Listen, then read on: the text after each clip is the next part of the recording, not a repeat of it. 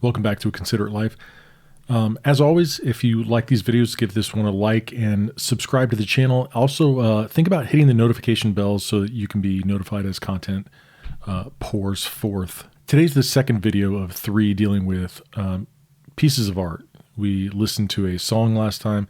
Today and the next time I want to talk about some pieces of literature. Now, for those of you who are familiar with the Lord of the Rings trilogy, Nerd alert!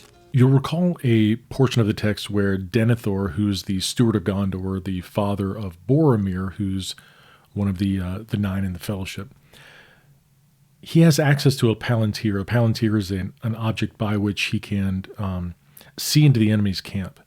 And what he's seen from the enemy is what he believes to be the overwhelming might of Mordor coming against Gondor and inevitably going to sweep away the armies of Gondor, right?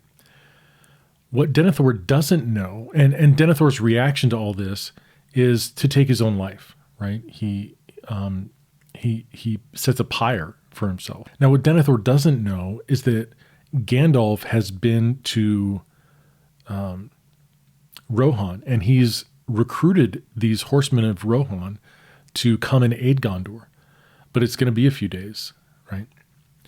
And I think that sets up for us what I call the sin of Denethor, right?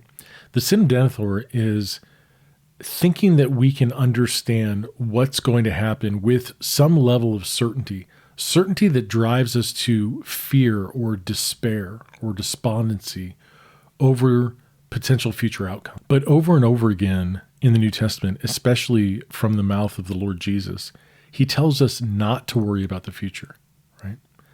And in a year like this, it's very easy to succumb to the kinds of pressures of anxiety and uncertainty.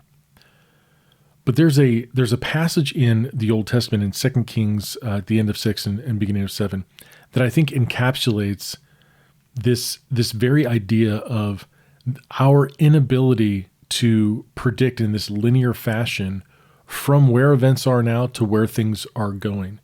So at the end of 6 we read, "And the king said, 'This disaster is from the Lord. Why should I wait on the Lord any longer?' Elisha said, 'Hear the word of the Lord. This is what the Lord says. About this time tomorrow, a seah of flour will sell for a shekel and 2 seahs of barley for a shekel at the gate of Samaria.' The officer on whom the king was leaning said to the man of God, 'Look, even if the Lord should open the floodgates of the heavens, could this happen?' 'You will see it with your own eyes,' answered Elisha, 'but you will not eat any of it.'"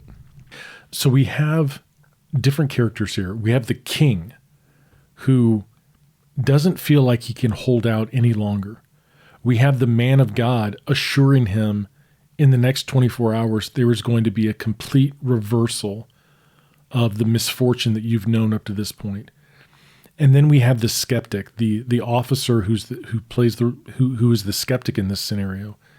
And what he says is actually blasphemous. He says, basically, not even the Lord himself could do what you just proposed. And the rebuke from Elisha is, absolutely he's going to do this, but you're not going to taste any of it. And what happens is that officer gets trampled on the next day as the people are going out to get the stockpile of the besieging army. So the connection point between the Lord of the Rings and our Old Testament biblical theology is this. We don't know what tomorrow brings. And what we cannot plan for, literally, is the unpredictable. By its very nature, the unpredictable is incalculable. We cannot factor it into our calculations because it is, for the very fact that it's unpredictable. But this is what God delights in. He delights in doing these unpredictable things. We see this throughout the Old Testament. We see it when the walls of Jericho come down. This otherwise impenetrable boundary, after a week of walking around and blowing trumpets, it falls over, right? And is no longer a barrier. So this is what I would say to you, is that as you are going through hard times, keep going. Because at some point, the Lord will engineer a marvelous reversal in your life, because that's who he is, right? If you looked at the last video, Red Rocks Worship has the song Good Plans where he says, if I know my Father, I know my Father has good plans. So if you are besieged in your life right now, just keep going a little bit longer. You do not know what tomorrow brings. So that's it for this video. Next time I want to take another turn into literature, and this time wax a little bit more philosophical rather than theological about it. So we'll do that next time.